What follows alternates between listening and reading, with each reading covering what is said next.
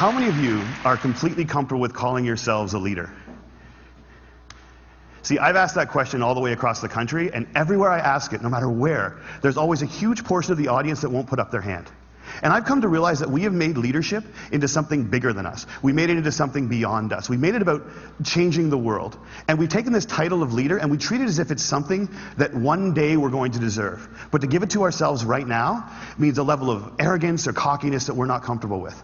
And I worry sometimes that we spend so much time celebrating amazing things that hardly anybody can do that we've convinced ourselves that those are the only things we're celebrating.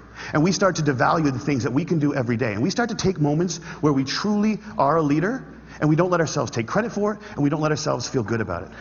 And I've been lucky enough over the last 10 years to work with some amazing people who have helped me redefine leadership in a way that I think has made me happier. And with my short time today, I just want to share with you the one story that is probably most responsible for that redefinition.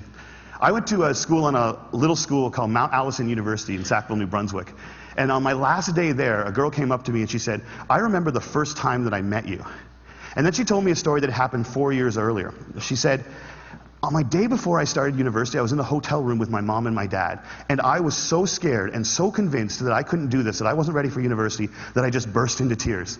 And my mom and my dad were amazing. They were like, 'Look, we know you're scared, but let's just go tomorrow. Let's go to the first day, and if at any point you feel as if you can't do this, that's fine. Just tell us, we will take you home. We love you no matter what.'"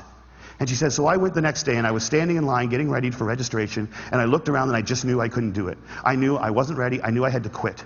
And she says, I made that decision, and as soon as I made it, there was this incredible feeling of peace that came over me. And I turned to my mom and my dad to tell them that we needed to go home. And just at that moment, you came out of the Student Union building wearing the stupidest hat I have ever seen in my life. It was awesome. And you had a big sign promoting Shinorama, which is Students Fighting Cystic Fibrosis, a charity I've worked with for years. And you had a bucket full of lollipops. And you were walking along and you were handing the lollipops out to people in line and talking about Shinorama. And all of a sudden, you got to me, and you just stopped, and you stared. It was creepy. This girl right here knows exactly what I'm talking about. And then you looked at the guy next to me, and you smiled, and you reached in your bucket, you pulled out a lollipop, and you held it out to him. And you said, you need to give a lollipop to the beautiful woman standing next to you. And she said, I have never seen anyone get more embarrassed faster in my life. He turned beet red, and he wouldn't even look at me. He just kind of held the lollipop out like this. And I felt so bad for this dude that I took the lollipop. And as soon as I did, you got this incredibly severe look on your face, and you looked at my mom and my dad, and you said, look at that. Look at that. First day away from home, and already she's taking candy from a stranger. And she said everybody lost it. 20 feet in every direction, everyone started to howl.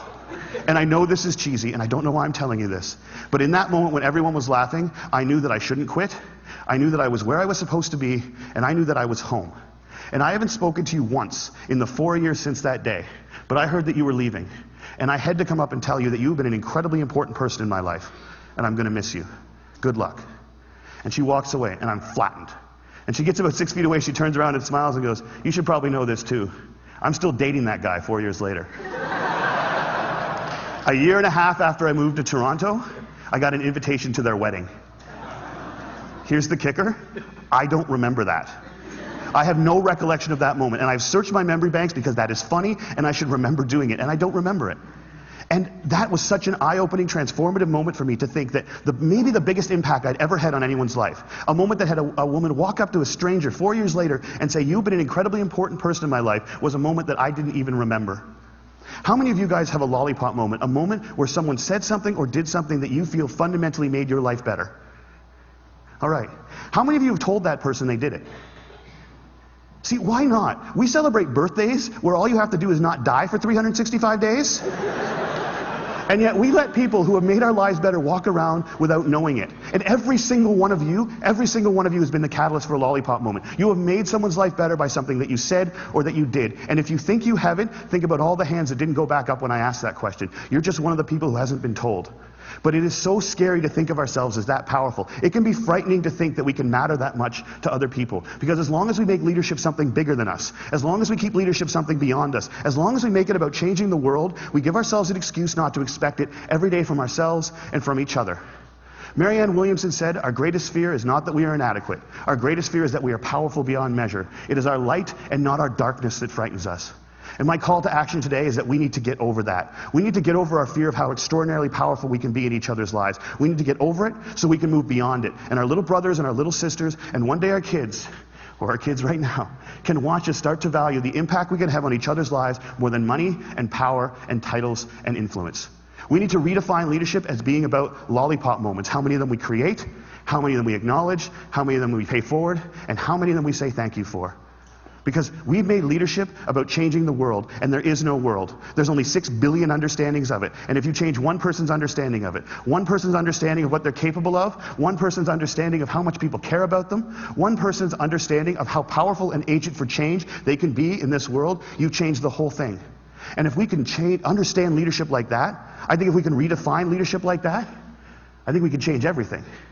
And it's a simple idea, but I don't think it's a small one. And I want to thank you all so much for letting me share it with you today.